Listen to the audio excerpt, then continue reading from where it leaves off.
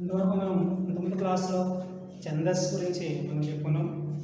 ఛందస్సులో కొత్త పద్య లక్షణాలు, జాతులు, ఉపజాతులు అవి మీరు వీడియోలు చాలా శ్రద్ధగా వింటున్నామని చెప్పుకుంటున్నాం.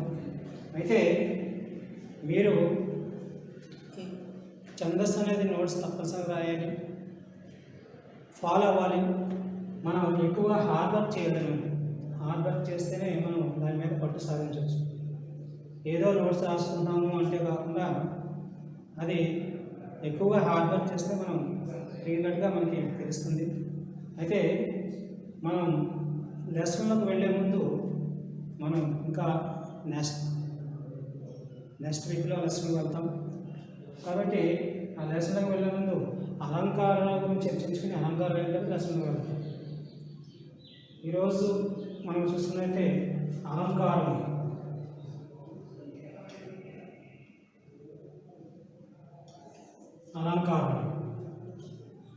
ఇవి 10th క్లాస్లో చూసినట్లయితే 10th క్లాస్లో మనం ఎక్కువ మార్కులు స్కోర్ అయ్యేది అలంకారం. వాడు అలంకార లక్షణము అడుగుతాడు, అలంకారాన్ని గుర్తించుకుంటాడు. కాబట్టి అలంకారాలు మనం చాలా జాగ్రత్తగా వినాలి. ఇవి 2 టైప్స్, 2 రకాలు. ఫస్ట్ది శబ్దాలంకారములు,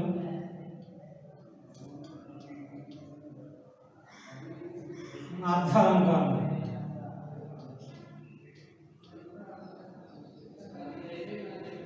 అలంకారం 2 రకములు, శబ్దాలంకారములు, అర్థాలంకారములు.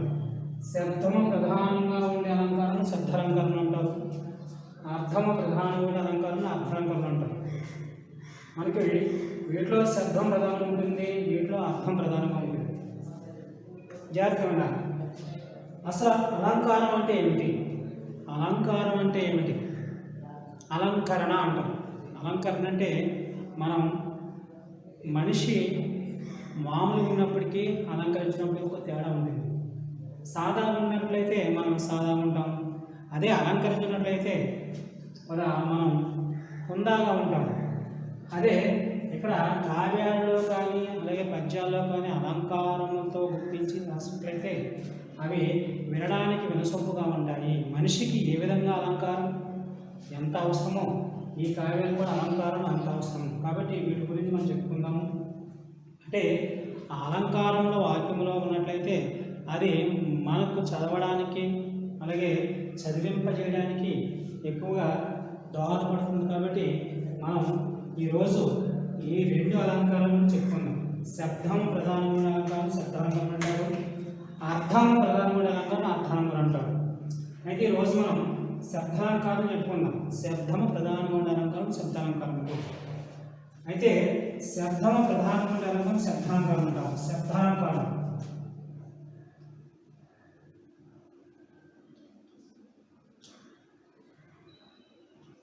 శబ్దాలంకారం ఇవి మనకి 6 అని చెప్పవచ్చు. 1 వృత్యప్రాస అలంకారం,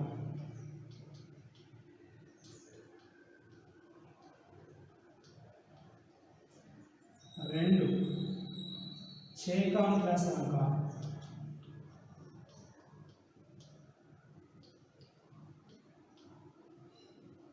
3 లాటానుప్రాస అలంకారం,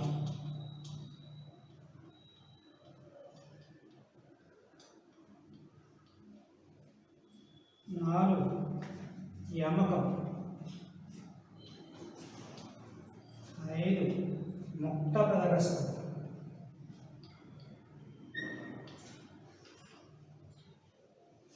6 అంచనుప్రాస అలంకారం,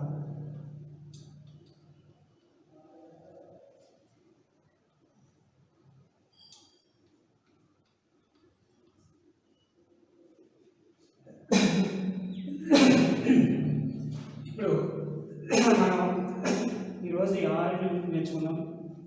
ఫస్ట్ది వృత్యానుప్రాస అలంకారం, 2 చేకానుప్రాస అలంకారం, 3 లాటానుప్రాస అలంకారం, 4 యమకం, 5 ముక్త పదగస్తం, 6 అంచానుప్రాస అలంకారం. అలా వీటి యొక్క డెఫినేషన్స్ అలాగే ఉదాహరణలు మనం ఈరోజు నేర్చుకుందాం. ఫస్ట్ది వృత్యానుప్రాస అలంకారము. వృత్యానుప్రాస అలంకారం నోట్ చేసుకోండి. ఇవన్నీ కూడా నోట్ చేసుకోండి. వృత్యానుప్రాస అలంకారము, చేకానుప్రాస అలంకారము, లాటానుప్రాస అలంకారము, యమకం, ముక్త పదగస్తం, అంత్యానుప్రాస అలంకారం. నోట్ చేసుకున్నారా? నోట్ చేసుకుని అయితే మనం ఫస్ట్ వృత్యానుప్రాస అలంకారము దీని గురించి చెప్పుకున్నాం. వృత్యానుప్రాస అలంకారం, వృత్యానుప్రాస అలంకారం దీని యొక్క లక్షణం రాస్తాం. వృత్యానుప్రాస అలంకారం యొక్క లక్షణం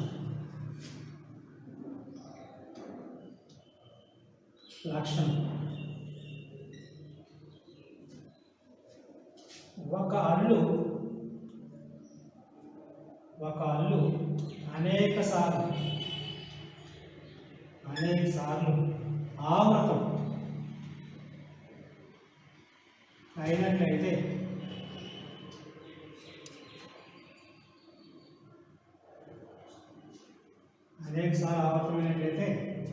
దానిని వృత్యానుప్రాస అలంకారం అంటాం.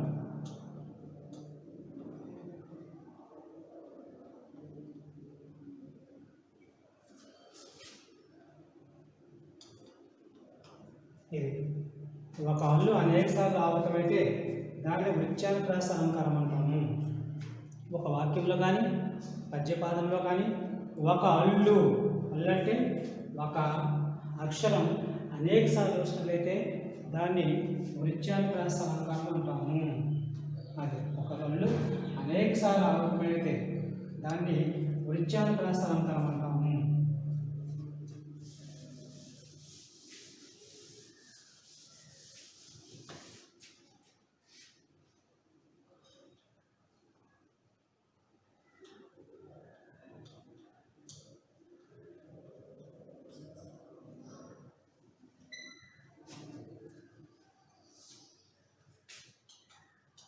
లక్షణం ఒక హల్లు అనేక సార్లు ఆవృతం అయినట్లయితే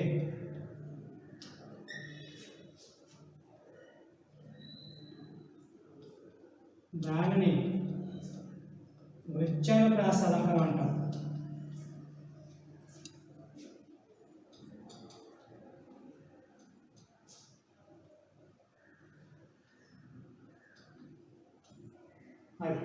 ఒక హల్లు అనేక సార్లు ఆవుతున్నట్లయితే దాని వృత్యానుప్రాస అలంకారము. ఒక వాక్యంలో కానీ పద్యపాదంలో కానీ ఒక హల్లు అనేక సార్లు రిపీట్ అయినట్లయితే దాన్ని వృత్యానుప్రాస అలంకారం అంటాము. ఉదాహరణార్థం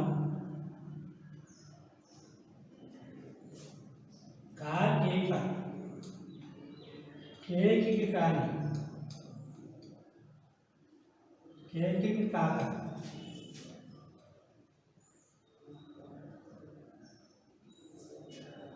కాకిక కేకి కాక కాకిక కాకిక కేకి కాక కాకిక. ఇక్కడ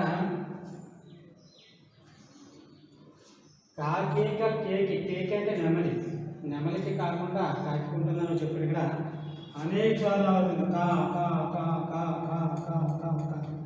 ఒక హల్లు అనేక సార్లు అవుతుంది కాబట్టి ఇది వృత్యానుప్రాస అలంకారము. ఇంకో ఉదాహరణ అడుగులు తడబడి నడిచెను గోడతోడు. ఇక్కడ డా అనే అల్లు డా డా డా డా అలాగే డా అనే అనేక సార్లు అవసరం కాబట్టి ఇది కూడా వృత్యానుప్రాస అలంకారం. ఇక్కడ ఇచ్చిన వాక్యంలో ఒక హల్లు అనేక సార్లు ఆవృతమైతే దాన్ని వృత్యానుప్రాస అలంకారం అంటాము. అంటే ఇక్కడ డా అనే హల్లు అనేక సార్లు ఇక్కడ ఇక్కడ ఇక్కడ ఇక్కడ ఇక్కడ మనకి అనేక సార్లు ఆవృతమైంది కాబట్టి దాన్ని వృత్యానుప్రాస అలంకారం. అదే చెప్పాను మనం ఒక హల్లు అనేక సార్లు ఆవృతమైనట్లయితే దాన్ని వృత్యానుప్రాస అలంకారం అంటాము. ఏమంటాము?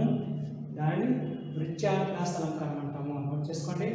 ఒక హల్లు అనేక సార్లు అవసరమైతే దాన్ని వృత్యానుప్రాస అలంకారం అంటాము. కాకిక కేకిక కాకిక.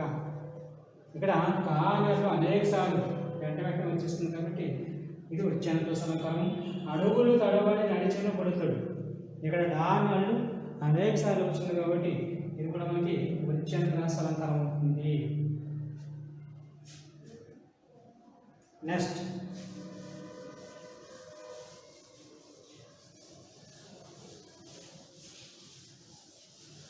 చేకానుప్రాస అలంకారం. చేకానుప్రాస అలంకారం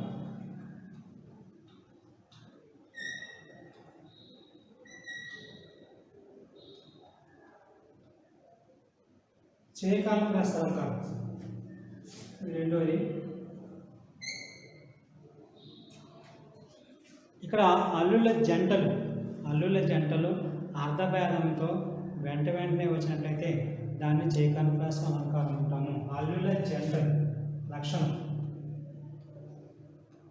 అల్లుల జంటలు అర్ధభేదంతో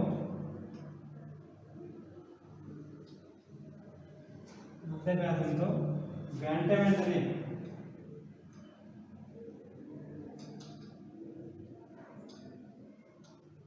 వచ్చినట్లయితే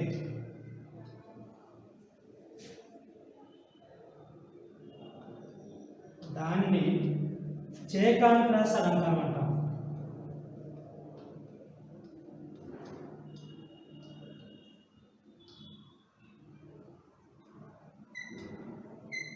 నోట్ చేసుకోండి. ఇక్కడ చేకానుప్రాస అలంకారం అల్లుల జంటలు అర్ధవేగంతో వెంట వెంటనే వచ్చినట్లయితే దాన్ని చేకానుప్రాస అలంకారం అంటాము. అంటే మనం వ్యవధానం లేకుండా వెంట రావాలి.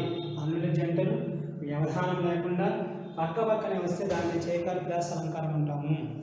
అంటే అల్లుల జంటలు వెంట వెంటనే వస్తే దాన్ని చేకానుప్రాస అలంకారము. ఇలా ఉదాహరణ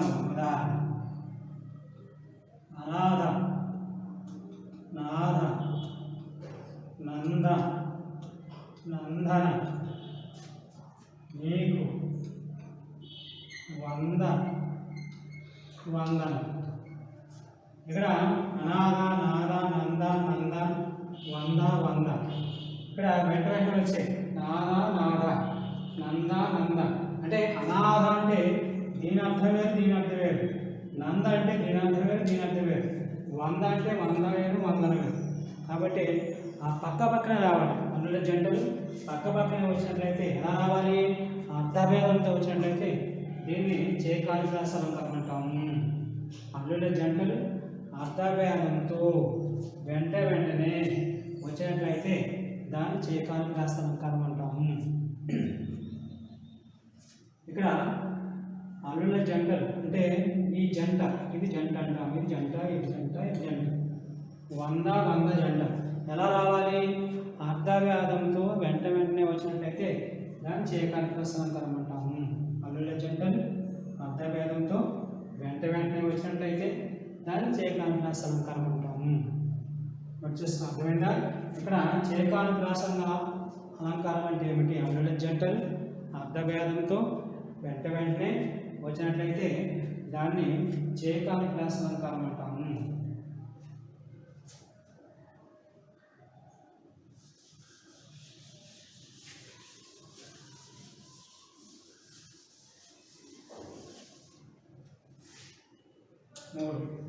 లాటానుప్రాస అలంకారం.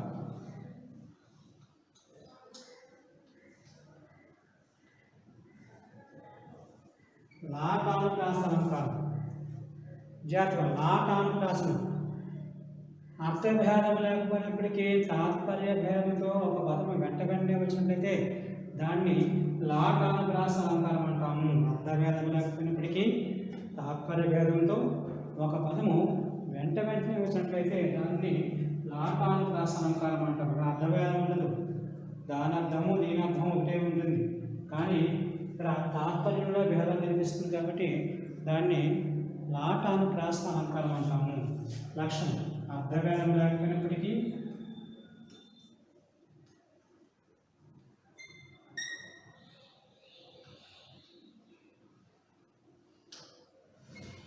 భేదం లేకున్నప్పటికీ తాత్పర్య భేదంతో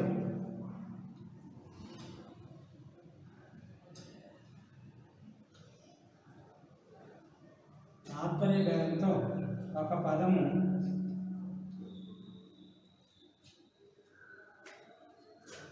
వెంటనే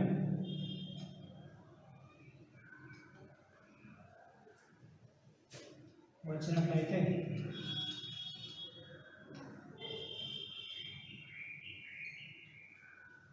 దానిని లాటానుప్రాస అలంకారం.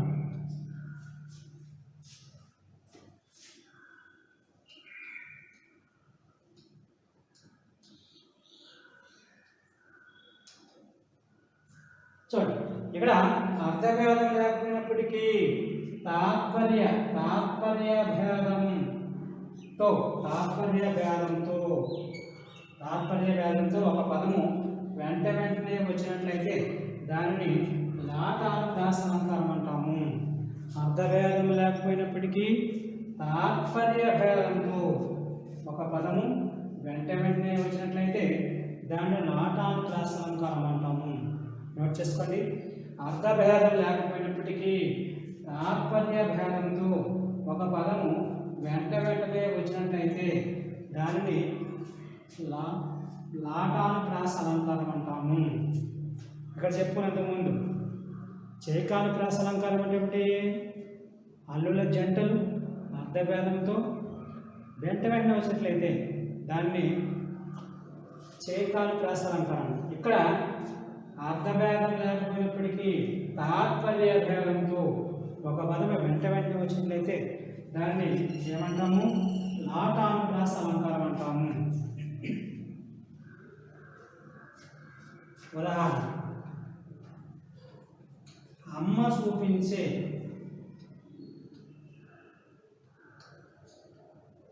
ప్రేమ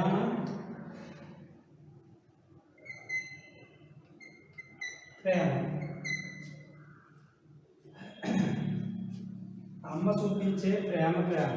ఇక్కడ వెంటనే వచ్చింది. చూడండి, ఇక్కడ ప్రేమ వెంటనే అంటే ఇక్కడ వెంటనే వచ్చింది. ప్రేమ అంటే ఏమొస్తుంది? ప్రేమ అంటే అపురూపంగా చూడడం, అలా ప్రేమ. కాబట్టి ఎటువంటి ప్రేమ?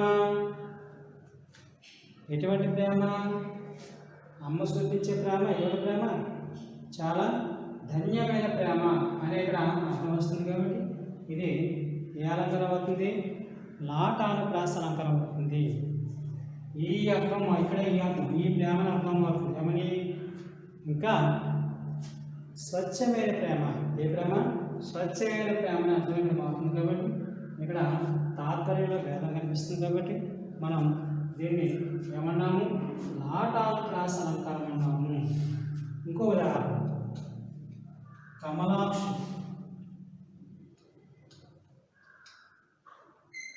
నచ్చించి కరముల.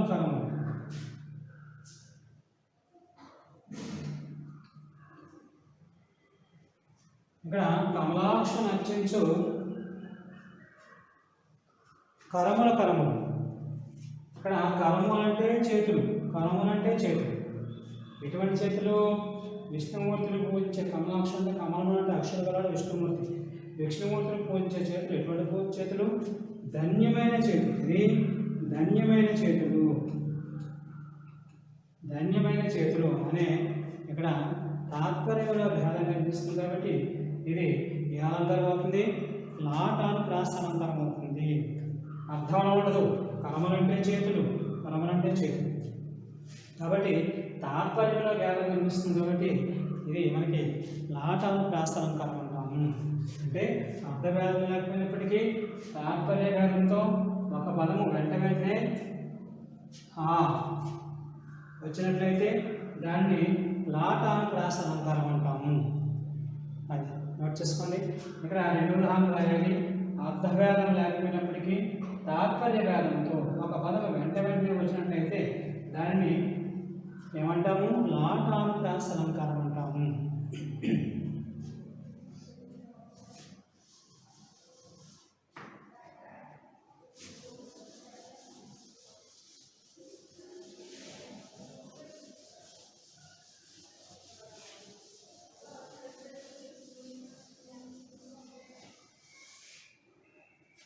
నెక్స్ట్ యమకం.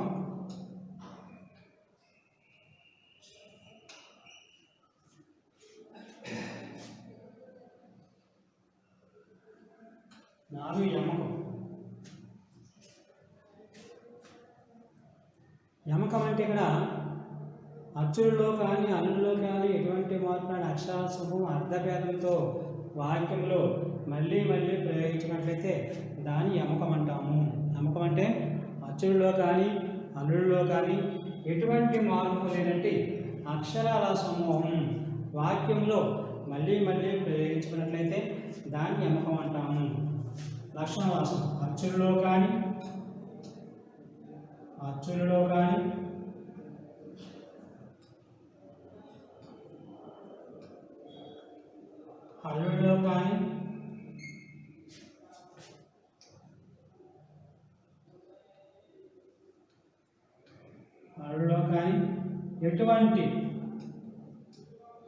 ఎటువంటి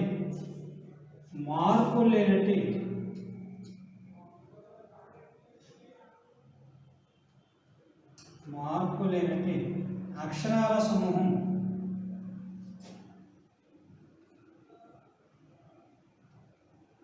వాక్యంలో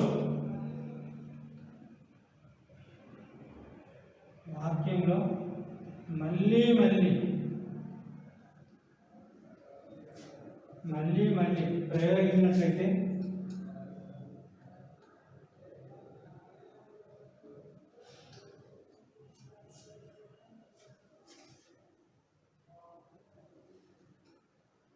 దానిని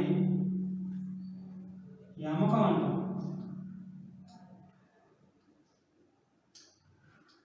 రాసుకోండి. అచ్చుల్లో కానీ హల్లుల్లో కానీ ఎటువంటి మార్పు లేని అక్షరాల సమూహం వాక్యంలో మళ్ళీ మళ్ళీ అర్థభేదంతో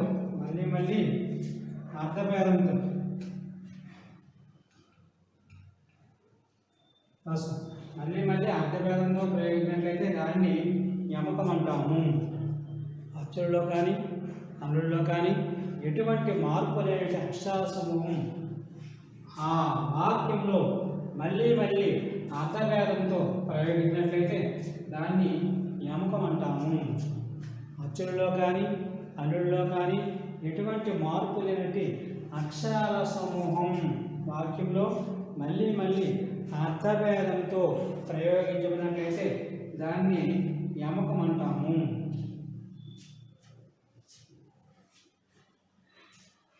ఉదాహరణ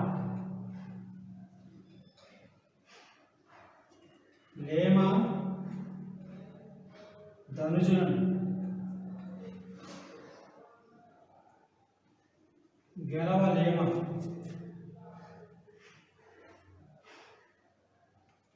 ఇక్కడ లేమ అని రెండుసార్లు వాడాడు. లేమ ధనుజులను గెలవలేమ. లేమ అంటే ఏంటి? లేమంటే సిద్ధపడండి, యుద్ధానికి సిద్ధపడండి. ఇక్కడ లేమంటే వాడిని గెలవలేమా గెలవలేమా అని రెండు అర్థాల పైన వేరు అర్థాలతో వాడబడ్డాడు కాబట్టి ఇది యమకం అవుతుంది. లేమ ధనుజులు అచ్చుల్లో కానీ అంటే ఎటువంటి మార్పు సేమ్ ఇక్కడ ఎలా ఉందో ఇక్కడ సేమ్ అంతా ఉంది కాబట్టి ఇది మనకు యమకం అవుతుంది. అచ్చుల్లో కానీ హల్లుల్లో కానీ ఎటువంటి మార్పు అక్షరాల సమూహం వాక్యంలో మళ్ళీ మళ్ళీ ప్రయోగించమన్నట్లయితే మళ్ళీ అంటే వాక్యంలో ఎక్కడైనా ప్రయోగించచ్చు. మళ్ళీ ప్రయోగిస్తే దాన్ని యమకం అంటాము. లేమ ధనుజులను గెలవలేమ ఇది యమకం. అలాగే ఇంకో ఉదాహరణ ఉంది. పురమునందు నంతిపురమునందు. పురము అని ఇక్కడ ఉపయోగించాడు కాబట్టి అక్కడ పట్టణంలో మళ్ళీ నంతిపురం అనే పట్టణం అంటే వేరే అర్థంతో వాడాడు కాబట్టి ఇది కూడా మన యమకం అవుతుంది. కాబట్టి అచ్చుల్లో కానీ హల్లుల్లో కానీ ఎటువంటి మార్పు లేనట్టి అక్షరాల సమూహం వాక్యంలో మళ్ళీ అర్థభేదంతో ప్రయోగించినట్లయితే దాన్ని ఏమంటాం? యమకం అంటాము. నోట్ చేసుకోండి.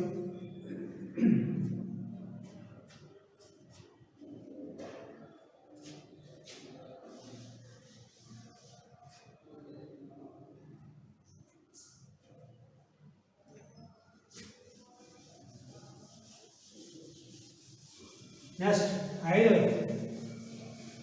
ముక్త పదగస్తం. 5 ముక్త పదగస్తం.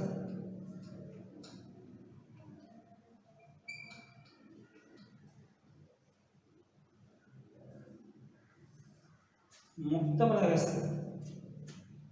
ముక్తం అంటే విడిచిపెట్టబడిన పదభాగాలు. విడిచిపెట్టబడిన అర్థం వస్తుంది. విడిచిపెట్టబడిన పదభాగాలు మళ్ళా వాక్యములు ప్రయోగించినట్లయితే దాన్ని ముక్త పదగస్తం అంటాం. వాక్యములు కానీ పద్యపాదంలో కానీ ఏ పదాన్ని విడిచిపెడుతున్నామో మళ్ళీ ఆ పదంతో వాక్యాన్ని కానీ పద్యాన్ని కానీ ప్రారంభించినట్లయితే దాన్ని ముక్త పదగస్తం అంటాము. విడిచిపెట్టబడిన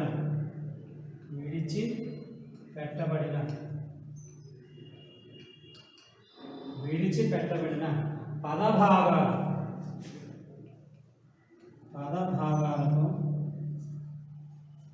విడిచిపెట్టబడిన పదభాగాలతో మరలా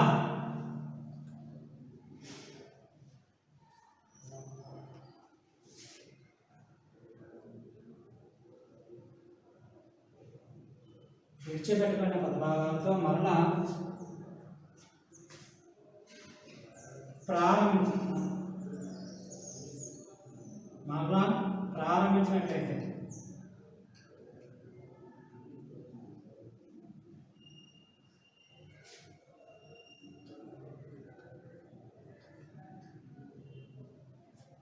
దాన్ని ముక్త పదగస్తం అంటారు.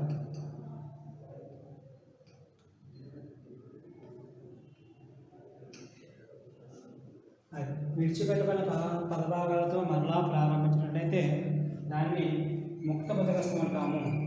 ఏ పదాన్ని విడిచిపెడుతున్నామో మళ్ళీ ఆ పదాన్ని తీసుకొచ్చి మళ్ళీ వాక్యం ప్రారంభించినట్లయితే దాన్ని ముక్త పదగస్తం అంటాము. అదే విడిచిపెట్టబడిన పదభాగాలతో మరలా వాక్యాన్ని కానీ పద్యపాదాన్ని కానీ ప్రారంభించినట్లయితే దాన్ని ముక్త పదగస్తం అంటాము. విడిచిపెట్టబడిన పదభాగాలతో మరలా ప్రారంభించినట్లయితే దానిని ముక్త పదగస్తం అంటాము. ఏమంటాము? ముక్త పదగస్తం అంటాము. ఉదాహరణ సుదతి నూతన మదన.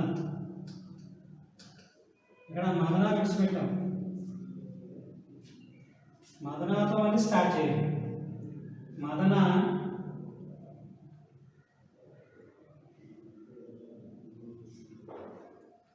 మణిమయ సదన.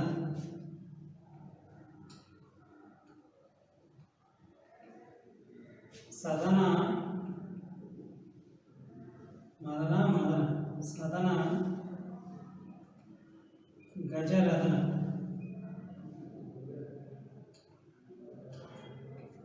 ఇలా మనం ఏ పదాలను విడిచిపెట్టామో ఇక్కడ మదన విడిచిపెట్టాము, మళ్ళీ మదనతో స్టార్ట్ చేస్తాం. సదన విడిచిపెట్టాము, సదనతో స్టార్ట్ చేస్తాం. ఇలా విడిచిపెట్టబడిన పదభాగాలు మళ్ళా వాక్యం మొదలు ప్రయోగించినట్లయితే దాన్ని ముక్త పదగస్తం అంటాము. ఏ పదాలను విడిచిపెడుతున్నామో అదే పదంతో మళ్ళీ వాక్యాన్ని ప్రారంభించాలి, లేదా పద్యాన్ని ప్రారంభించాలి. దీన్ని మనం ముక్త పదగస్తం అంటున్నాము.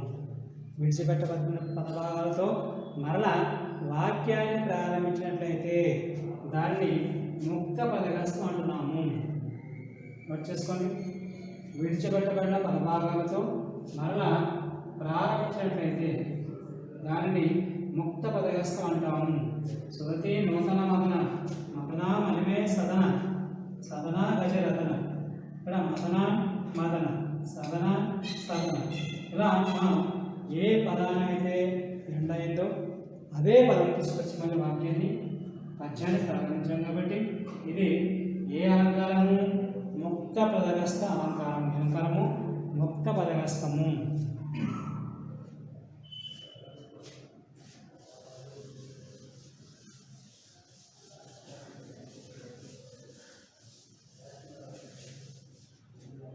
నెక్స్ట్ 6 అంచనుప్రాస అలంకారం.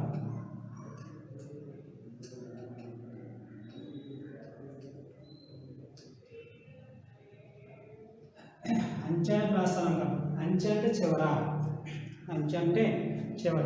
చివర ప్రాస వచ్చేటట్లు వాడబట్లయితే దాన్ని అంచనుప్రాస అలంకారం అంటాము. చివర ప్రాస వచ్చేటట్లు అక్షరం చివర ప్రాస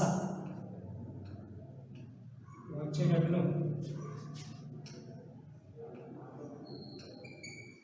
వాడమన్నట్లయితే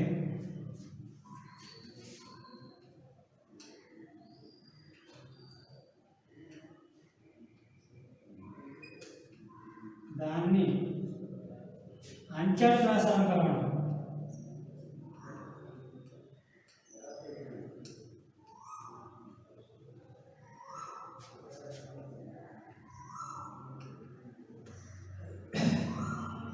ఏం లేదు, ఇక్కడ చివర ప్రాస రావాలి. ప్రాస అంటే సేమ్ అక్షరం వాడాలి కాబట్టి చివర ప్రాస వచ్చేటట్టు వాడాలంటే దాని అంచెల ప్రాస అలంకారము. ఉదాహరణ అశోకవన సీత. ఉదాహరణ అశోకవనమున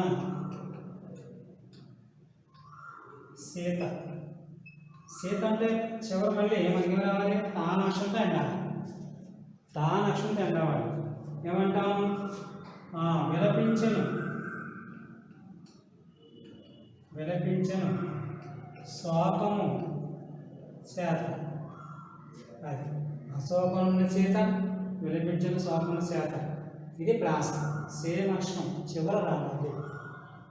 చివరి వస్తే దీన్ని అంచాను ప్రాస అంటాం. ఏమంటాం? అంచాను ప్రాస అంటాం. ఇంకో ఉదాహరణ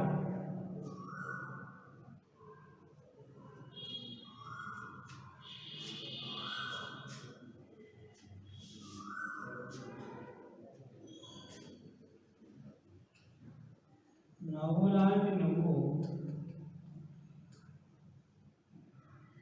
నవ్వితే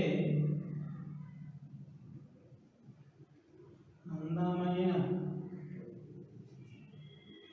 గులాబీ పువ్వు. ఇక్కడ ఊ వచ్చింది. అదే నవ్వులాంటి నువ్వు నవ్వితే అందమైన గులాబీ పువ్వు. ఇలా మనం మినీ కవితలు రాయవచ్చు. మినీ కవితలు మనం ఎన్నో రాయవచ్చు. అంటే లాస్ట్లో మనకి ప్రాస ఉన్నట్టయితే మనం దీన్ని ఈ విధంగా కూడా వాడచ్చు. కాబట్టి చివర ప్రాస వచ్చేట్టు వాడితే దాన్ని అంచాను ప్రాస అలంకారం అంటాము. ఏమంటాము? అంచాను ప్రాస అలంకారం అంటాము. మనం చెప్పుకున్నాం శబ్దాలంకారం. శబ్దాలంకారం ఏం చెప్పుకున్నాము? 6 చెప్పుకున్నాము. ఇన్ని 6. ఫస్ట్ అయితే వృత్యాను ప్రాస అలంకారము. ఒక అల్లు అనేక సార్లు ఆవృతమైతే దాన్ని వృత్యాను ప్రాస అలంకారం అంటాము. ఆవృతమైతే వెంట వెంటనే రావడాన్ని వృత్యాను ప్రాస అలంకారం. నాటాను ప్రాస అలంకారం అంటే అల్లుల జంటలు అర్ధభేదంతో వెంట వెంటనే వచ్చినట్లయితే దాన్ని నాటాను ప్రాస అలంకారం అంటాము. అల్లుల జంటలు అర్ధభేదంతో వెంట వెంటనే వచ్చినట్లయితే లాటాను ప్రాస. అంటే ఎలా? అల్లుల జంటలు అర్ధభేదంతో వెంట వెంటనే వాడాలి. దాన్ని లాటాను ప్రాస అలంకారం అంటాం. నెక్స్ట్ చేకాను ప్రాస అలంకారం. చేకాను ప్రాస అలంకారం అంటే అర్ధభేదం లేకపోయినప్పటికీ తాత్పర్య భేదంతో ఒక పదము వెంట వెంటనే వచ్చినట్లయితే దాన్ని చేకాను ప్రాస అలంకారం అంటాము. అంటే ఇక్కడ మనకి అర్థభేదం ఉండదు, కానీ ఏ భేదం ఉంటుంది? తాత్పర్యంలో భేదం ఉంటుంది. కాబట్టి దీన్ని మాకు తాత్పర్యంలో భేదం కనిపిస్తుంది కాబట్టి దాన్ని చేకాను ప్రాస అలంకారం అంటాము. అర్థభేదం లేకపోయినప్పటికీ తాత్పర్య భేదంతో ఒక పదం వెంట వెంటనే వచ్చినట్లయితే దాన్ని చేకాను ప్రాస అలంకారం అంటాము. నెక్స్ట్ ఇక్కడ అర్థభేదం లేకపోతే తాత్పర్య భేదంతో ఒక వెంట వెంటనే వచ్చినట్లయితే దాన్ని లాటాను ప్రాస. చేకాను ప్రాస అంటే ఏమిటి? అల్లుల జంటలు అర్ధభేదంతో వెంట వెంటనే వాడేదాన్ని చేకాను ప్రాస అలంకారము. లాటాను ప్రాస అంటే అర్ధభేదం లేకపోయినప్పటికీ తాత్పర్య భేదంతో ఒక పదం వెంట వెంటనే వచ్చినట్లయితే దాన్ని చేకాను ప్రాస అలంకారం అంటాము. నెక్స్ట్ యమకం. అచ్చులలో కానీ అన్నుల్లో కానీ ఎటువంటి మార్పు లేని అక్షరాల సమూహం, ఎటువంటి మార్పు లేని అక్షరాల సమూహం అర్ధభేదంతో వాక్యంలో వాక్యంలో మళ్ళీ మళ్ళీ ప్రయోగించబడితే దాన్ని యమకం అంటాము. అచ్చులలో కానీ అన్నుల్లో కానీ ఎటువంటి మార్పులు లేనంటే అక్షరాల సమూహం అర్ధభేదంతో వాక్యంలో మళ్ళీ మళ్ళీ ప్రయోగించినట్లయితే దాన్ని యమకం అంటాము. ముక్త పదగస్తం. ముక్త పదగస్తం అంటే విడిచిపెట్టుకున్న పదభాగాలతో మరలా వాక్యాన్ని ప్రారంభించినట్లయితే దానిని ముక్త పదగస్తం. ఏ పదాన్ని విడిచిపెడుతున్నామో ఆ పదంతో మళ్ళీ వాక్యాన్ని ప్రారంభించాలి. దాన్ని ముక్త పదగస్తం అంటున్నాము. నెక్స్ట్ అంచెల ప్రాస. అంచెల ప్రాస అంటే చివర ప్రాస వచ్చినట్లు వాడినట్లయితే చివర ప్రాస వచ్చినట్లు వాడినట్లయితే అంచెల ప్రాస అలంకారం అంటాము. ఇవి శబ్దాలంకారములు. శబ్దాలంకారం మనం తరువుగా వీటిని చదువుతుండాలి, ప్రాక్టీస్ చేస్తూ ఉండాలి. చేస్తే మనకి గుర్తు ఉంటాయి. ఏ అలంకారం ఏమిటి ఇచ్చిన వెంటనే అది శబ్దాలంకారమా అర్థాలంకారమా మనం క్లియర్గా మనం తెలుసుకోవాలి. దాంట్లో శబ్దం ప్రధానంగా ఉందా అర్థం ప్రధానంగా ఉందా తెలుసుకోవాలి. అయితే దీంట్లో శబ్దం ప్రధానంగా ఉన్నది ఏ అలంకారము చూసుకోవాలి. అక్కడ ఎలా అర్థభేదంతో చెప్పాడా అర్థభేదం లేకుండా చెప్పాడా అది మనం చూసుకున్నట్లయితే ఒక కాళ్ళు అనేక సార్లు వచ్చిందా చూసినట్లయితే మనకి దాన్ని క్లియర్గా మనం తెలుసుకోవచ్చు. నెక్స్ట్ అర్థాలంకారం.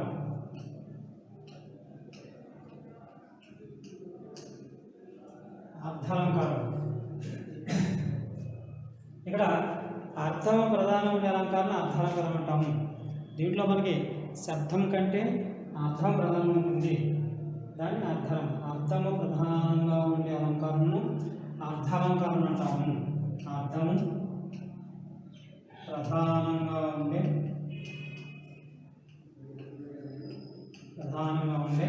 అలంకారము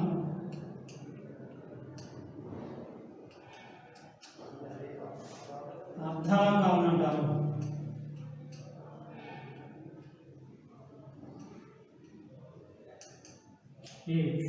మనం ఇంతకుముందు చెప్పుకునే శబ్దం ప్రధానమైన శబ్దాలంకారం ఇక్కడ అర్థం ప్రధానం కాబట్టి వీటి అర్థాలంకారం. ఫస్ట్ తెలుసుకుంటే ఉపమాలంకారం. అర్థాలంకారం మనకి 4 ఫార్ములు ఉంటాయి. ఫస్ట్ చూసుకుంటే ఉపమాలంకారం.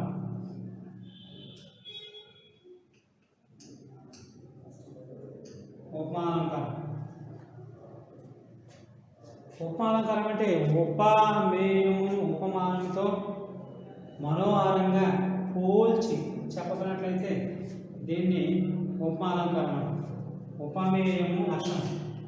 ఉపమేయమును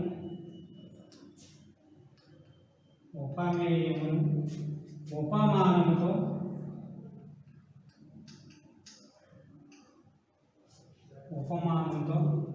మనోహరంగా అంటే అందంగా మనోహరంగా పోల్చి చెప్పగలట్లయితే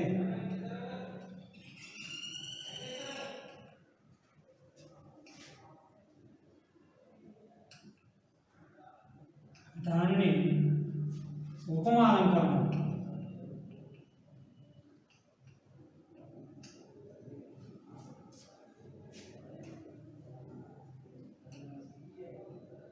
ఇవి ఉపమేయమును ఉపమానంతో మనోహరంగా పోల్చి చెప్పినట్లయితే దాన్ని ఉపమాలంకారం అంటాము. ఉపమేయము ఉపమానము అంటే ఒక వస్తువును వేరొక వస్తువుతో చక్కగా పోల్చడం. కవులు సాధారణంగా ఇలా ఒక వస్తువును వేరొక వస్తువు పోల్చుతుంటారు. కాబట్టి దీన్ని ఏమంటాం ఉపమాలంకారం అంటాము. ఉపమేయము ఉపమానంతో మనోహరంగా లేదా చక్కగా పోల్చి చెప్పబడినట్లయితే దాన్ని ఉపమాలంకారం అంటాము. ఉదాహరణ ఆ సంగీతం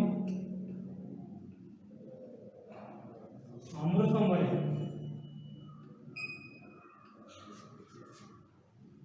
అమృతం వలె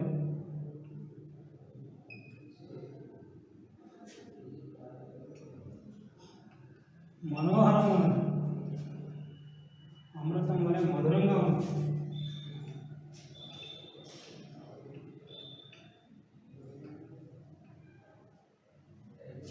ఇలా ఉంది. ఆ సంగీతం అమృతం వలె మధురంగా ఉన్నది. ఇక్కడ చూసినట్లయితే ఆ సంగీతం అమృతం వలె మధురం ఉంది. 4 పాటలు చేస్తాం. 1 2 3 4. ఆ సంగీతం అమృతం వలె మధురం ఉన్నది. దీన్ని మనం ఏమంటున్నాం? ఆ సంగీతం అనేది చూసుకున్నట్లయితే ఉపమేయం.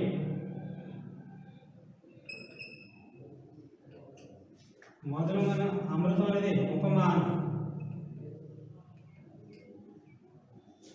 వలె అనేది ఉపమావాచకం. మధురమైన సమాధానం. ఇవి 4 భాగాలు. ఆ సంగీతం అనేది ఉపమేయం అవుతుంది, అమృతం అనేది ఉపమానం అవుతుంది, వరి అనేది ఉపమావాచం అవుతుంది. ఇక్కడ మధురం ఉన్నది సమానధర్మం, రెండింటిలో సమానం అంటే కూడా సమానధర్మం. ఇక్కడ ఉపమావాచం అంటే ఇక్కడ ఉపమేయానికి ఉపమానానికి రెండింటికి సంబంధం చేకూర్చేదాన్ని ఉపమావాచం అంటాము. అయితే ఇక్కడ ఉపమేయం అంటే ఏమిటి? దేనిని పోలుస్తున్నాం, దేనితో పోలుస్తున్నాం, దేనితో పోలుస్తున్నాం. సంగీతాన్ని దేనితో పోలుస్తున్నాము? అమృతంతో పోలుస్తున్నాం. దీంతో అమృతం సంగీతం దేనిని పోలుస్తున్నామో దేనితో పోలుస్తున్నాం. సంగీతం అనేది ఉపమేయం అనేది దేనిని పోలుస్తున్నాం? పోల్చబడేది పోలికలే చెప్పేది. కాబట్టి అమృతం అనేది ఉపమానం అవుతుంది. ఇది సంగీతాన్ని అమృతంతో పోలుస్తున్నాం. కాబట్టి ఇక్కడ దీంట్లో మనకి చూసినట్టే వలే అనే కంపల్సరీ ఉంటుంది. ఇంకా ఉపమాలంకారంలో వలే, పోలే అవి వాక్యాలు ఇవి ఉన్నట్లయితే తప్పనిసరిగా మనకి ఏమవుతుంది? ఉపమాలంకారం అవుతుంది. నోట్ చేసుకోండి. ఇక్కడ ఉపమేయమును ఉపమానంతో మనోహరంగా పోల్చి చెప్పబడినట్లయితే దాన్ని ఉపమాలంకారం అంటాము. ఉదాహరణ, ఆ సంగీతం అమృతం వలె మధురంగా ఉన్నది. సంగీతం ఉపమేయం అవుతుంది, అమృతం ఉపమానం అవుతుంది, వలె ఉపమావాసం అవుతుంది, మధురం అనేది సమాన ధర్మం అవుతుంది. ఇక్కడ సంగీతం అంటే దేన్ని పోలుస్తున్నాము, దేనితో పోలుస్తున్నాము, దేనితో పోలుస్తున్నాము. ఇక్కడ వరి అనేది ఉపమావాచము, సమానధర్మం అనేది రెండులో సమానం ఉండే ధర్మాలు ఇంట్లో సమానం ఉంటుంది, దీంట్లో సమానం. మధురం అనేది సంగీతం ఉంది, అమృతం ఉంది, రెండింటిలో సమానం ఉండే గుణాన్ని మనం ఏమంటున్నాము? సమాన ధర్మం అంటున్నాము. ఇది ఉపమాలంకారం. ఉపమేయము ఉపమానంతో మనోహరంగా పోల్చి చెప్పబడినట్లయితే దీన్ని ఏమంటాము? ఉపమాలంకారం అంటాము. ఏమంటాము? ఉపమాలంకారం అంటాము. ఓన్లీ పోల్చడం, ఫస్ట్ పోల్చడం, పోల్చి ఒక వస్తువును వేరొక వస్తువుతో పోల్చినట్లయితే ఇచ్చిన వాక్యం చూసుకోవాలి. పోల్చాడా లేదా ఊహించాడా చూసుకున్నట్లయితే మనకి ఇది తెలుసుకోవాలి. ఒక వస్తువును వేరొక వస్తువును పోలిస్తే దాన్ని ఏమంటాం? ఉపమాలంకారం అంటాం. ఏమంటాం? ఉపమాలంకారం అంటాము. ఇలా ఉంది. అతడు సింహంలా నడుస్తున్నాడు, నడకను సింహంతో పోల్చాడు. కాబట్టి దాంట్లో ఏమంటారు వాడాడు? ఉపమాలంకారం వాడాడు. కాబట్టి పోల్చడం, ఒక వస్తువుని వేరొకతో పోలిస్తే దాన్ని ఉపమాలంకారం అవుతుంది. అలా పోల్చి చెప్పడం అయితే దాన్ని ఏమంటాము? ఉపమాలంకారం అంటాము. రెండోది రూపకాలంకారం.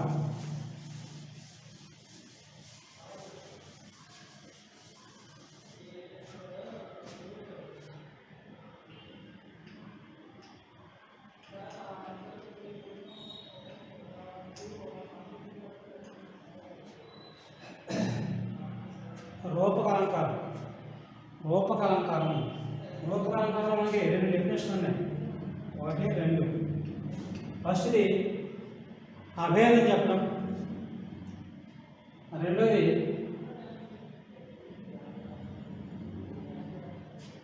అంటే ఒక వస్తువు అభేదం అంటే భేదం నేను చెప్తాము. రెండోది ఆరోపించడం, ఒక ధర్మాన్ని వేరే ధర్మంలో ఆరోపించడం. ఒకటి అభేదం చెప్తాం, ఒకటి అభేదం, రెండోది ఆరోపించుట. ఫస్ట్ అభేదం, ఆరోపించడం. ఫస్ట్ చూసుకున్నాం. ఉపమేయమునకు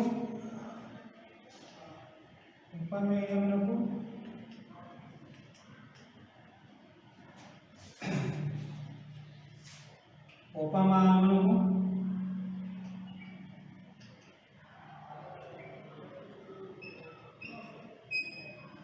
అభేదం చెప్పినట్లయితే అభేదం చెప్పబడినట్లయితే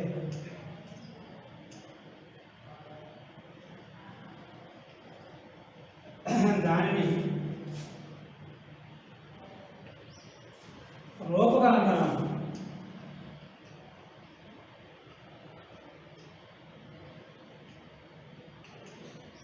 ఫస్ట్ అభేదం చెప్పినట్లయితే అంటే మనం ఉపమేయానికి ఉపమానానికి భేదం లేనట్లు రెండు కలిపి చెప్పేటు రెండు కలిపి చెప్పినట్లయితే దాన్ని రూపకాలంకారం అంటాం. అభేదం చెప్పడం ఉపమేయానికి ఉపమానాన్ని రెండు కలిపి చెప్పినట్లయితే భేదం లేనట్టు చెప్తే దాన్ని రూపకాలంకారం అంటాము. ఇది ఒకటోది రూపకాలం డెఫినేషన్లో ఒకటిది. ఉదాహరణ లతాలనులు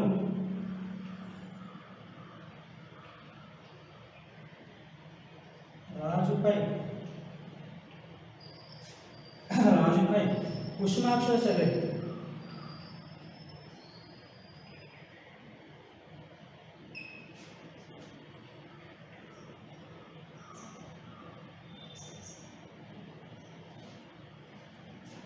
లతాలనులు కుసుమాక్షలు రెండు కలిసి చెప్పినాడు. లతాలనులు లత అంటే చేయగలంటే స్త్రీలు, లత అంటే తీయగ, లల అంటే స్త్రీ, తీయగలంటే స్త్రీలు. కుసుమాక్షతలు కుసుమ అంటే పువ్వులు అనని అక్షతలు రెండు ఉపమేయం ఉపమానానికి అభేదం చెప్పాడు కాబట్టి రెండు కలిపి చెప్పాడు కాబట్టి ఇది అలంకారం అవుతుంది, రూపకలంకారం అవుతుంది.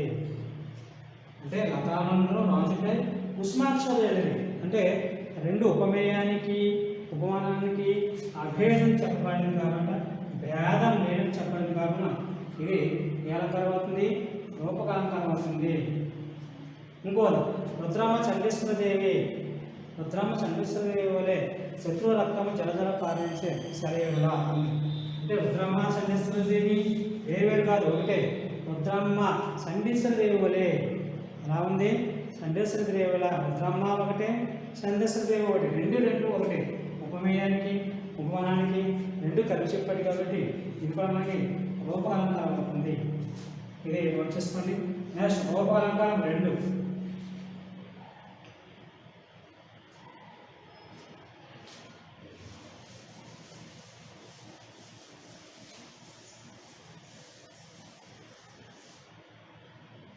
ఉపమాన ధర్మాన్ని ఉపమేయ ధర్మంలో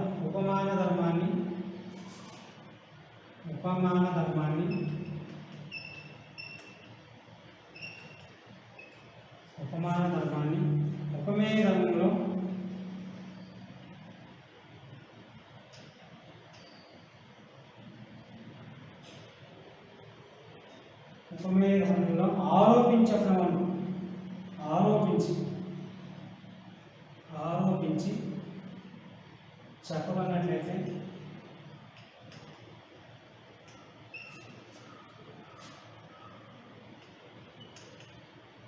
దానిని రూపకాలంకారం అంటారు.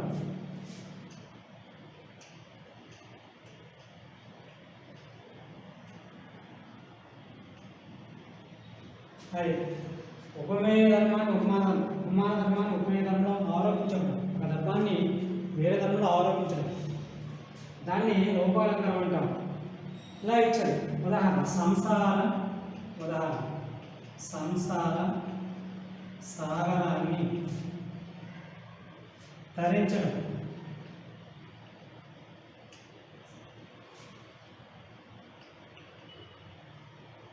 మిక్కిలి కష్టం. సంసార సాగరాన్ని తరించడం మిక్కిలి కష్టం, తరించడం. ఇక్కడ సంసార సాగరం సంసారం వేరు సాగరం వేరు, సంసారాన్ని సాగరంలో ఆలోచించాడు. సంసార సాగరం అంటే సముద్రం, సంసారం వేరు సముద్రం వేరు. కాబట్టి ఈ సంసారాన్ని సముద్రధరంలో ఆరోపించబడి కాబట్టి ఇది ఏ అలంకారం అవుతుంది, రూపకాలంకారం అవుతుంది. డెఫినేషన్ 2 లక్షణం రెండవది, రూపకాలంకార లక్షణం రెండవది, ఒక ధర్మాన్ని వేరే ధర్మంలో ఆరోపించడం.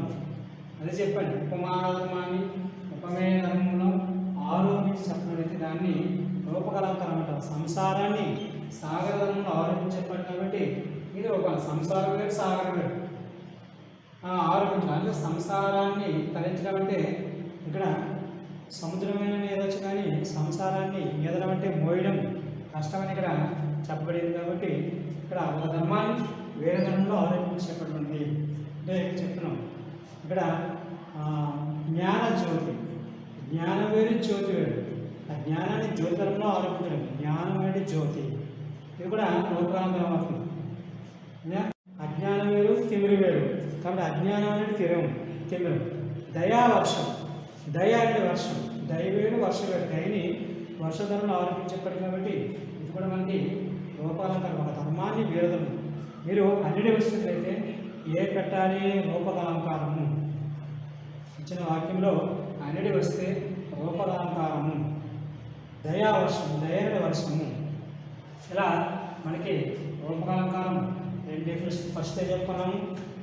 ఉపమేయానికి ఉపమానానికి అభేదం చెప్పమన్నట్లయితే దాన్ని రూపకలంకారం అంటాము. ఉపమేయానికి ఉపమానానికి అభేదం చెప్పమన్నట్లయితే దాన్ని రూపకలంకారం అంటాము. అంటే అభేదం అంటే ఏమిటి? భేదం లేదని చెప్పడం. అంటే ఉపమేయానికి ఉపమానానికి కలిపి చెప్పాడు. రెండోది ఏంటి? ఉపమాన ధర్మాన్ని ఉపమేయ ధర్మంలో ఆరోపించేటట్లయితే దాన్ని రూపకలంకారం. ఒక ధర్మాన్ని వేరే ధర్మంలో ఆరోపించడం. సంసార సాగరం, జీవన జ్యోతి, అలాగే అజ్ఞాన తిమిరం, దయావర్షం. ఇలా ఒక ధర్మాన్ని వేరే ధర్మంలో ఆరోపించడం. దాన్ని మనం ఏమంటాము? రూపకలంకారం అంటాము. రూపకలంకారంలో రెండు డెఫినేషన్ ఉన్నాయి, రెండు లక్షణాలు ఉన్నాయి. రెండు లక్షణాల్లో మనం ఏదైనా చూసి కాబట్టి రెండు చూసుకోవాలి. నోట్ చేసుకోండి. తర్వాత మూడోది ఉత్ప్రేక్ష.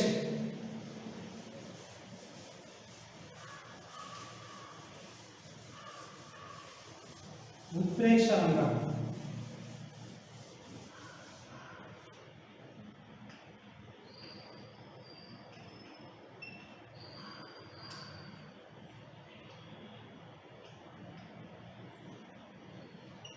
ఉత్ప్రేక్ష అలంకారం. ఉత్ప్రేక్ష అంటే ఇక్కడ ఊహించి చెప్పడం. ఊహ బ్రాకెట్లో వస్తుంది. ఊహ. ఊహ అంటే లేనిది ఊహించడం, ఊహించుకోవడం. దాన్నే ఉత్ప్రేక్ష అని అంటాం. ఇది కూడా కవులు ఇది ఉత్ప్రేక్ష అలంకారాన్ని వాడుతుంటారు. ఉత్ప్రేక్ష అంటే ఊహ. మరి ఉపమానంకారం అంటే పోల్చడం. పోల్చి చెప్తే ఉపమానంకారము, ఊహించి చెప్తే ఉత్ప్రేక్ష అలంకారం. ఉపమేయమును ఉపమానముతో ఊహించడం అంటే ఇక్కడ లక్షణం. ఉపమానానికి ఉన్న ధర్మాలు, ఉపమానానికి ఉన్న ధర్మాలు, ఉపమానానికి ఉన్న ధర్మాలు, ఉపమేయాన్ని ఉండడం చేత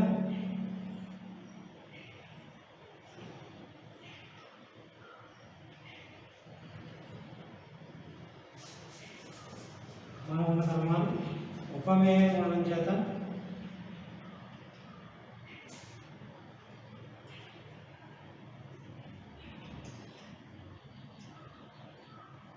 ఉపమానం ఉన్న ధర్మాలు ఉపమేయం ఉండడం చేత ఉపమేయాన్ని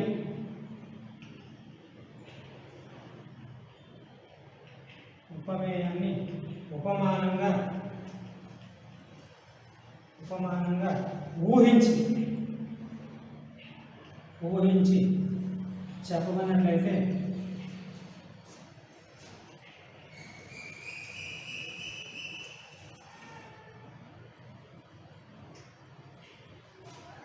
దాన్ని ఉత్ప్రేక్ష అలంకారం అంటారు.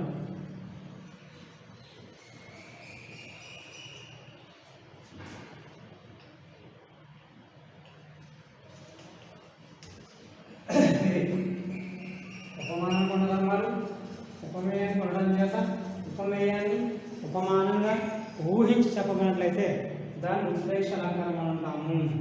అంటే ఉపమానం ఉన్న ధర్మం ఉపమేయానికి ఉండాలి. ఉపమాన ధర్మము ఉపమేయ ధర్మం ఒకటే ఉండాలి. ప్లస్ దాన్ని ఊహించి చెప్పాలి. అప్పుడే అది ఉత్ప్రేక్ష అలంకారం అవుతుంది. ఉపమానానికి ఉన్న ధర్మాలు ఉపమేయానికి ఉండడం చేత ఉపమేయాన్ని ఉపమానంగా ఊహించి చెప్పబడినట్లయితే దాన్ని ఉత్ప్రేక్ష అలంకారం అంటాము. అర్థమైందా? ఉపమానానికి ఉన్న ధర్మాలు ఉపమేయానికి ఉండడం చేత ఉపమేయాన్ని ఉపమానంగా ఊహించి చెప్పబడినట్లయితే దాన్ని ఉత్ప్రేక్ష అలంకారం అంటాము. ఏమంటాము? ఉత్ప్రేక్ష అలంకారం అంటాము. ఊహ ఉదాహరణ ఆ చీకటి ఆకాశం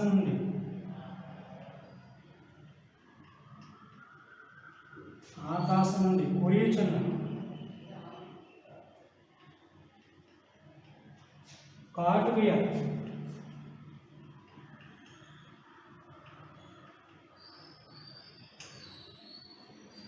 అన్నట్టున్నది.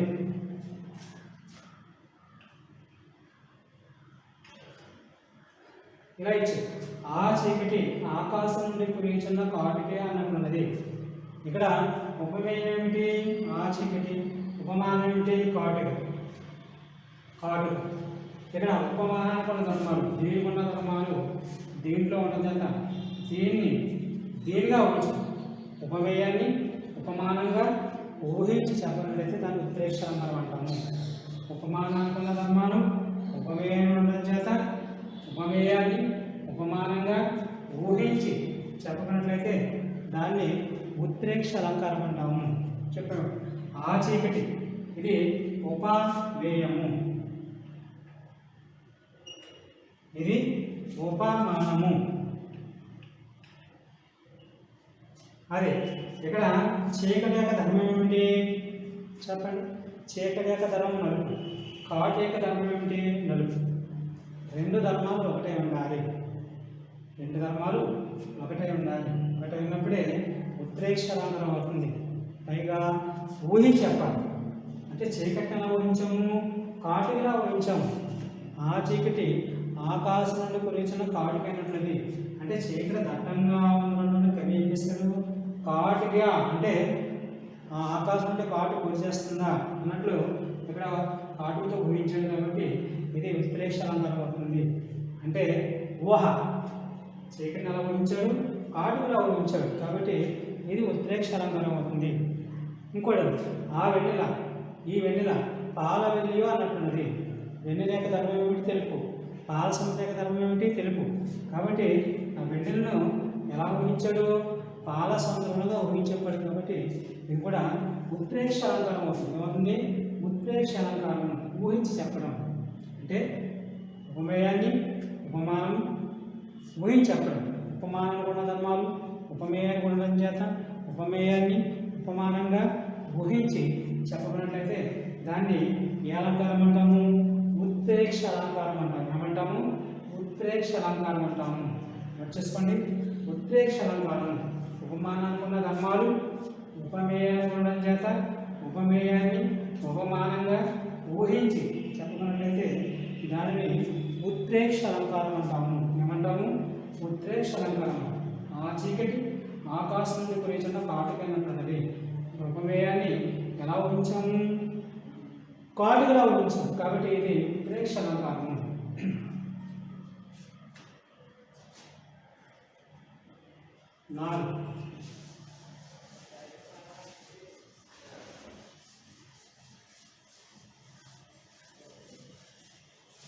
అర్థమైందా? ఎలాగా మనం ఫస్ట్ ఏం చెప్పుకున్నాం? ఉపమాలంకారం చెప్పుకున్నాం. రెండోది రూపాలంకారం చెప్పుకున్నాం. మూడు ఉత్ప్రేక్షలం. మూడు కూడా అర్థాలంకారాలు. ఎక్కువగా మనం ప్రాక్టీస్ చేస్తున్నడానికి ఎక్కువగా ఇవి ఈ అలంకారం తెలుస్తుంది. కాబట్టి ఉపమాలంకారం అంటే చెప్పాను, పోల్చి చెప్పడం. ఒక వస్తువును వేరొక వస్తువును పోల్చడం. ఉపమేయం ఉపమానంతో మనోహరంగా లేకపోతే చక్కగా పోల్చుకుంటే దాన్ని ఉపమాలంకారం అంటాము. ఉపమేయమును ఉపమానంతో చక్కగా పోల్చి చెప్పినట్లయితే దాన్ని ఉపమాలంకారం అంటాము. నేను రూపకాలంకారం. రూపకాలంకారం అంటే ఒకటి అభేదం చెప్పడం, రెండు ఆరోపణ చెప్పడం. రెండు లక్షణాలు ఉంటాయి రూపకాలంకారంలో. రెండు ఉంటాయి. ఒకటి అభేదం చెప్పడం, రెండు ఆరోపణ చెప్పడం. అంటే ఉపమేయమును ఉపమానమునకు అభేదం చెప్పినట్లయితే ఉపమేయానికి ఉపమానానికి అభేదం చెప్పండి. భేదం లేని చెప్పితే దాన్ని రూపకాలంకారం. ఫస్ట్ లక్షణం ఉపమేయానికి ఉపమానానికి భేదం లేని చెప్తే దాన్ని రూపకాలంకారం ఫస్ట్. రెండు ఉపమానానికి ధర్మాలు ఉపమేయం చేద్దాం. ఇక్కడ ఇంటి ఉపమేయాన్ని ఉపమాన ధర్మంలో ఆరోపించడం. ఒక ధర్మాన్ని వేరే ధర్మంలో ఆరోపించితే అది రూపకాలంకారం ఒక ధర్మాన్ని వేరే ధర్మంలో ఆరోపించబడి అదే రూపాలంకారం. ఇంకా ఉత్ప్రేక్ష అలంకారం. ఉత్ప్రేక్ష అంటే ఊహించడం. ఉత్ప్రేక్ష అంటే చెప్పండి, ఊహించడం. ఒక వస్తువును వేరొక వస్తువుగా ఊహించడం. ఉపమానానికి ఉన్న ధర్మాలు ఉపమేయంలో ఉన్న చేత ఉపమేయాన్ని ఉపమానంగా ఊహించి చెప్పగలిగితే దాన్ని ఏమంటాము? ఉత్ప్రేక్ష అలంకారం అంటాము. ఏమంటాము? ఉత్ప్రేక్ష అలంకారం. నెక్స్ట్ 4వది అర్థాంతర విన్యాస అలంకారం.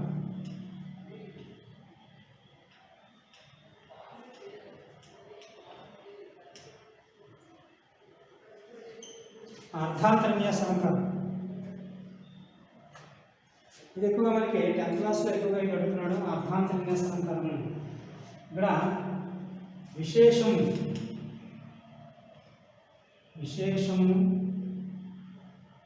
లక్షణం. విశేషము సామాన్యం చేత కానీ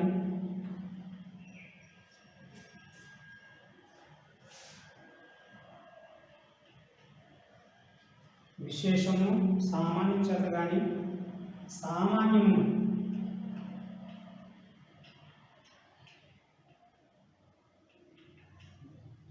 విశేషం చేత కానీ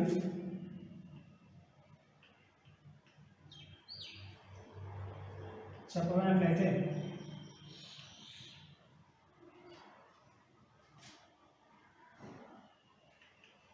దాన్ని అర్థాంతర విన్యాస అలంకారం.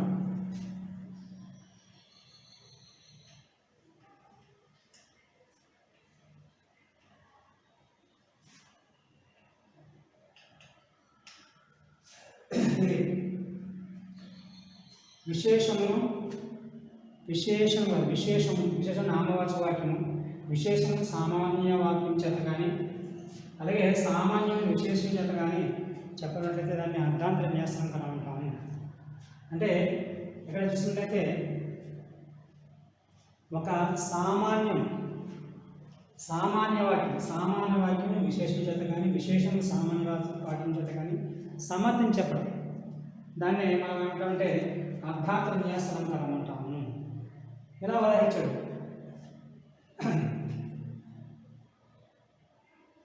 గొప్పవాళ్ళతో కలిసిన వల్ల అల్పులు కూడా కీర్తి లభిస్తుంది.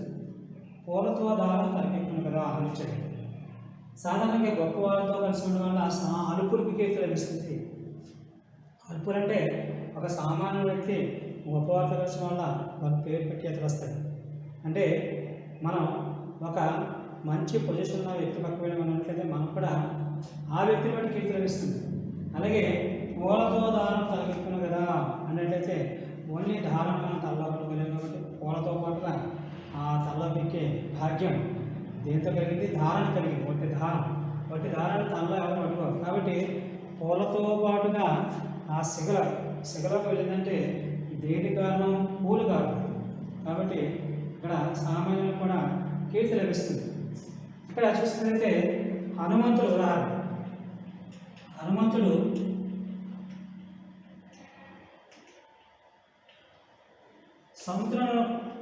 సముద్రము దాటని ఒక వాక్యం. మహాత్ములకు సాధ్యం కానిది ఏమన్నా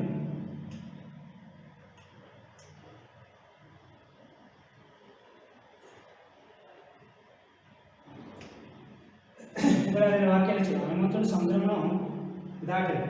మహాత్ములకు సాధ్యం కానిది ఏమన్నది. ఫస్ట్ది హనుమంతుడు సముద్రం దాటాడు. ఇది ఏ వాక్యం? ఇది సామాన్య వాక్యం. హనుమంతుడు సముద్రంలో దాటాడు. మహాత్ముడు సాధ్యం కానిది ఏమన్నది అంటే ఇక్కడ ఫస్ట్ సామాన్యం, రెండోది విశేషం. మహాత్ముడు సాధ్యం కానిది సామాన్యం విశేషంగా చెప్పాడు కాబట్టి ఇది ఏ అలంకారము? అర్థాంతర విన్యాస అలంకారము. మహాత్ముడు సాధ్యం కానిది సామాన్య వాక్యాన్ని విశేష వాక్యం చేత సంబంధించి చెప్పాడు కాబట్టి ఏ అలంకారం అవుతుంది? అర్థాంతర విన్యాస అలంకారం అవుతుంది. అలంకారము అర్థాంతరం అంటే ఇక్కడ విశేషము సామాన్యం చేత కానీ సామాన్యమును విశేషం చేత కానీ సంబంధించి చెప్పినట్లయితే దీన్ని ఏమంటాం? అర్థార్థం. ఫస్ట్ వాక్యం విశేష వాక్యం అనంతరం సముద్రమును దాటి విశేషం. పాత్రలు సాధ్యం కలిగినది స్థానం బట్టి. ఇక్కడ విశేషంలో సామాన్యం చేత సమర్థించబట్టి చెప్పాడు కాబట్టి ఏ అలంకారం అవుతుంది? ఇది అర్ధాంతర న్యాసాలంకారం అవుతుంది. కాబట్టి మనం ఈరోజు అర్థాలంకారం 6 చెప్పుకున్నాం, అలాగే అర్థాలంకారాలు 4 చెప్పుకున్నాం. ఈరోజు చూసినట్లయితే ఈ అలంకారాలు మన +6 + 4 ఈ 10 కూడా క్లియర్గా నోట్స్ రాసి దేని ఉదాహరణ మీరు రాయాలి. అలాగే స్కూల్ ఓపెనింగ్ నోట్స్ను చూస్తాను, నీట్గా ఉండాలి, నోట్స్ను నీట్గా ఉండాలి. నెక్స్ట్ మళ్ళీ క్లాసెస్ అయితే ఇంకో మనకి 5 వరకు అర్ధాలంకారాలు ఉంటాయి. 5 చెప్పినట్లయితే అలంకారాలు నోట్స్ పూర్తవుతుంది. నెక్స్ట్ ఛందస్సు మనకి అయ్యింది. నెక్స్ట్ ఇవి అలంకారాలు చూస్తే అలంకారాలు మనం 4 చెప్పుకున్నాం. ఏవి అర్థాలంకారాలు 4, శబ్దాలంకారాలు 6 చెప్పుకున్నాం. ఇంకా మనం చెప్పవలసిన అలంకారం అంటే నెక్స్ట్ క్లాస్లో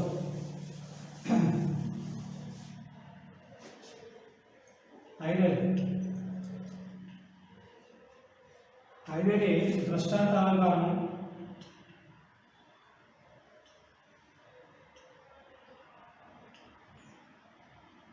ఆరోది శ్లేష అలంకారం.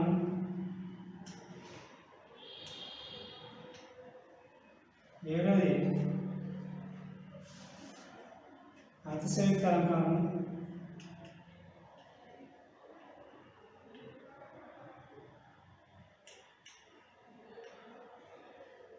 ఎనిమిదోది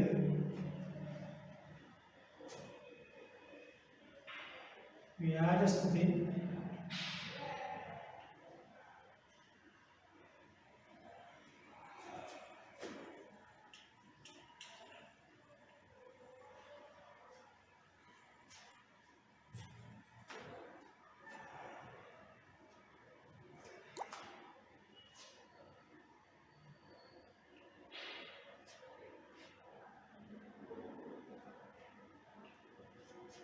దృష్టాంతాలంకారం, శ్లేషాలంకారం, శ్వేతాలంకారం, వ్యాసాలంకారం.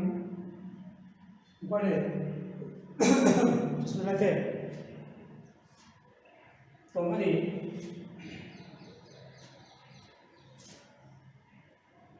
స్వభావతరంగం.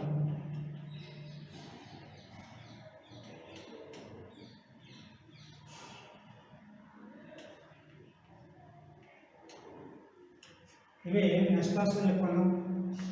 దృష్టాంతాలంకారం, శ్లేషాలంకారం, అతిశయోక్తి అలంకారం, వ్యాజస్థ అలంకారం, స్వభావోక్తి అలంకారం. ఈ 9 ఇక్కడ శబ్దాలంకారం చెప్పుకున్నాం. శబ్దాలంకారాలు 6, అర్థాలంకారాలు 9, మొత్తం 15 అలంకారం. 15 మనకి 10th క్లాస్లో మనకి ఈ 15 వాటి మీద మనం అడుగుతున్నాడు కాబట్టి వాటి యొక్క లక్షణాలు ఎలా వస్తున్నాయి మనం క్లియర్గా తెలుసుకోవాలి. దృష్టాంతాలంకారం, శ్లేషాలంకారం, అతిశయోక్తి అలంకారం, వ్యాజస్థ అలంకారం, స్వభావోక్తి అలంకారం. ఇవి నెక్స్ట్ క్లాస్లో చెప్పుకుందాం. అలాగే మీరు చెప్పేది క్లాస్ చాలా జాగ్రత్తగా ఫాలో అవ్వాలి. గర్ల్స్ అయితే అందరూ చాలా జాగ్రత్తగా ఫాలో అవుతున్నారు. బాయ్స్ అయితే నాకు ఎవరో కూడా కనిపించలేదు క్లాస్ ఫాలో అయినప్పుడు.